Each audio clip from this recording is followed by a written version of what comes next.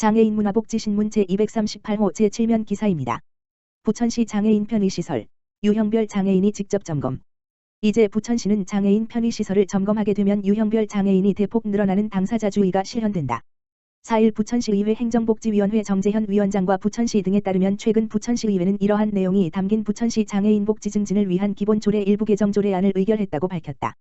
지금까지 부천시는 장애인 편의시설을 점검할 때 부천시 담당 공무원 1명, 기술지원센터 직원 1명, 해당 시설 장애인 1명 모두 3명만이 참여한다.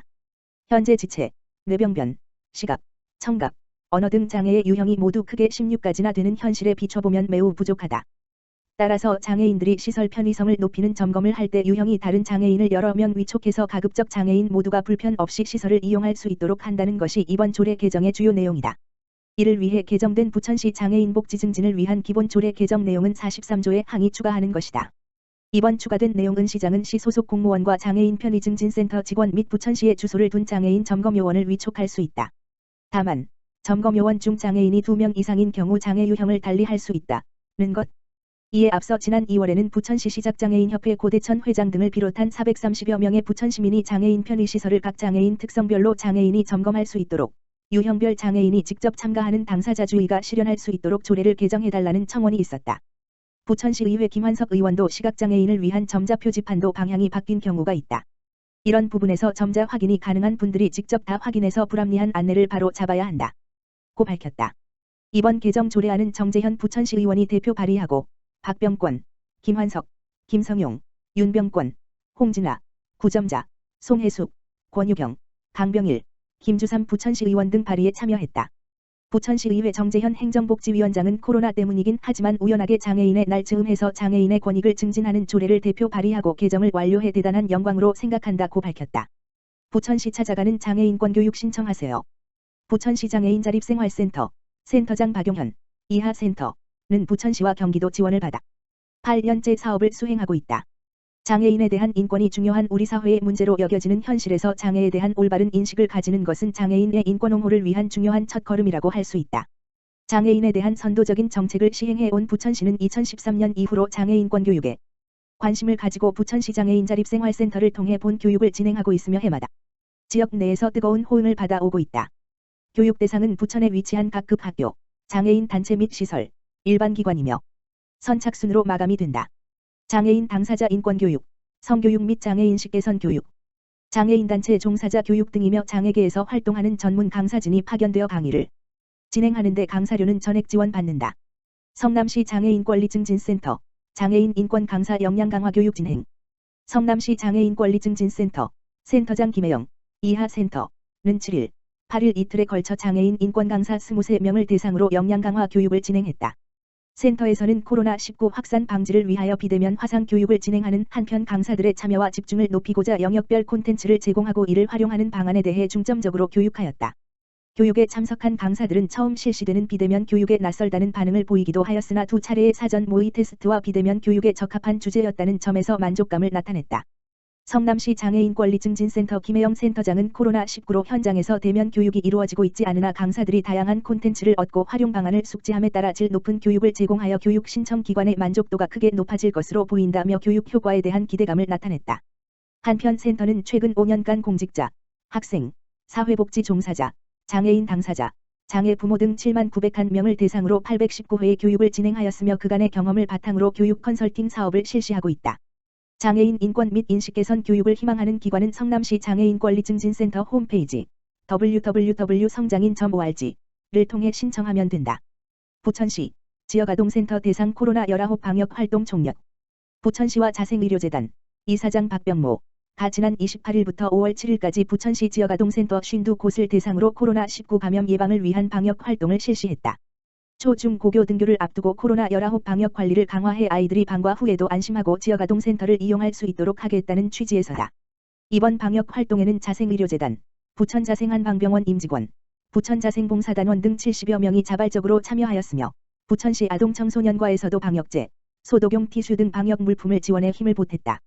봉사자들은 방역을 희망하는 부천시 지역아동센터 52곳을 돌며 집단지도실, 사무실을 비롯해 복도, 화장실, 창고 등 시설 전체를 꼼꼼히 소독했다. 자생의료재단 박병모 이사장은 이번 방역을 통해 방과 후 돌봄이 필요한 아이들이 보다 안전한 환경에서 보호받을 수 있는 환경이 조성되기를 바란다며 자생의료재단과 전국의 자생한방병 의원은 코로나19로 인한 어려운 시기를 함께 이겨내기 위해 지역사회와 긴밀하게 협력해 나갈 것이라고 강조했다. 박화복 아동청소년과장도 아이들의 건강과 안전을 위한 방역 활동에 힘써 주심에 깊이 감사드린다며 코로나19 종식을 위해 앞으로도 꾸준히 방역 수칙을 준수해 주시고 생활 속 거리두기 실천에 적극 동참해달라고 당부했다. 한편 자생의료재단은 코로나19 극복을 위해 출근길 마스크 배부, 결식아동 도시락 지원 등 사회공헌 활동을 이어나가고 있다. 지난 3월에는 코로나19 한의학 진료를 위해 대한한의사협회에 5천만 원 규모의 기부금을 전달하기도 했다. 정부 긴급재난지원금, 전 부천시민 정부 방안대로 전액 지급. 전 국민에게 긴급재난지원금을 지급하는 정부의 추가 경정 예산이 국회에서 통과됨에 따라 부천시는 코로나19로 어려움을 겪는 시민들의 생계와 소득을 보장하기 위한 긴급재난지원금을 정부 방안대로 오는 4일부터 순차적으로 지급한다. 부천시는 코로나19로 지친 시민들의 일상 경제 회복을 지원하기 위해 시 예산을 추가로 편성하여 긴급재난지원금을 지원하기로 했다. 따라서 부천시는 경기도 부천시 재난기본소득과 관계없이 긴급재난지원금 100만 원, 정부 87만 원, 부천시 13만 원을 전액 지급한다. 이로써 부천시민은 쌓인 가구 기준으로 경기도 부천시 재난기본소득 60만 원과 정부 부천시 긴급재난지원금 100만 원을 포함하여 최대 160만 원을 지급받게 된다. 5월 4일 월요일부터 긴급재난지원금 홈페이지 http://긴급재난지원금 KR에서 대상자, 세대주, 여부 및 가구원 수 등을 조회할 수 있다. 조회는 세대주만 가능하며 초기에는 오부제가 적용된다. 부천시 33만 가구 중 기초생계급여, 기초연금, 장애인연금 등을 수급하는 가구인 3만 3천 가구는 별도의 신청이 없어도 5월 4일 월요일부터 현금으로 지급받는다. 그 외에 시민들은 11일 이후 신용체크카드, 지역화폐, 선불카드 중에서 선택하여 지원금을 받을 수 있다. 다만 선불카드는 은행의 협의 여부에 따라 추후 확정될 예정이다. 5월 11일 월요일부터 카드사 홈페이지에서 세대주가 온라인으로 신청할 수 있다. 신청일로부터 약 2일 후 소지한 신용체크카드 별표 사인에 긴급재난지원금이 포인트로 충전된다. 18일부터는 카드사와 연계된 은행 창구에서도 오프라인 신청할 수 있다. 특히 신용체크카드는 신청이 용이하고 지역화폐와 달리 경기도 전체에서 사용할 수 있어 만족도가 가장 높을 것으로 예상된다. 지역화폐나 선불카드로 지급을 희망하는 시민들은 5월 18일부터 부천시 홈페이지, 별도 홈페이지 구축 예정 또는 행정복지센터 주민지원센터에서 신청할 수 있다. 온라인은 세대주가 신청 수령하는 것이 원칙이며 현장 방문 시 세대주, 세대원, 대리인이 신청 수령할 수 있다. 세대원, 대리인의 경우 위임장, 위임하는 사람과 위임받는 사람의 신분증을 모두 지참하여 방문하여야 한다. 초기 혼잡을 피하기 위해 긴급재난지원금 지급 대상 여부 조회와 신청 모두 요일제가 적용된다. 세대주의 출생연도 끝자리가 1-6이면 월요일, 2-7은 화요일, 3-8은 수요일, 4-9는 목요일, 5-0은 금요일에 조회 신청이 가능하다. 토-일요일에는 온라인 조회 및 신청, 오프라인 신청 및 수령이 가능하나 카드사 연계 은행 창구 신청은 불가능하다. 또한 긴급재난지원금의 사용기간은 8월 31일까지이며 잔액은 환불되지 않는다.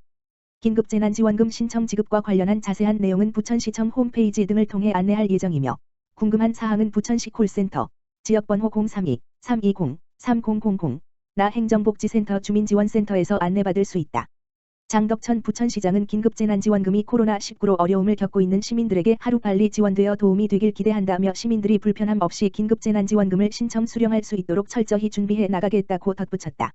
성남시 클럽 유흥시설 지도점검 확대 강화 실시. 성남시는 정부 방침에 따라 클럽 유흥시설에 대한 지도점검을 확대 강화해 실시한다고 8일 밝혔다. 중앙대책본부는 8일 오후 8시부터 한 달간 전국의 클럽 유흥시설에 대해 운영자재 행정명령을 시행한다고 밝힌 바 있다. 시는 기존 7대 예방수칙 준수사항의 유흥시설 내 방역관리자 지정, 음식물 섭취를 제외한 종사자 및 이용자 전원 마스크 착용 등 2가지 방역지침 준수사항이 추가됨에 따라 보다 강화된 방역지침 준수 이행 여부에 대해 집중 점검해 나갈 방침이다. 특히 이번 점검에서는 현장 점검 실시 위반 시 처벌, 300만 원 이하의 벌금, 확진자 발생 시 입원 치료비, 방역비용 등 손해배상, 구상권, 청구하고 방역지침 준수사항을 지키지 않고 운영하는 시설은 집회금지 행정명령을 할 계획이다. 시는 이를 위해 클럽 8개소를 포함해 유흥주점 307개소 등 총 315개소 유흥시설을 대상으로 5월 8일 오후 8시부터 6월 7일까지 한 개월간 시와 구 직원 3개반 12명 전담반을 꾸려 합동 점검을 실시한다. 시는 이미 지난 3월 22일부터 502개소 947차례 클럽, 유흥업소, 단란주점 등에 대해 지도점검을 실시하고 있는 중이다.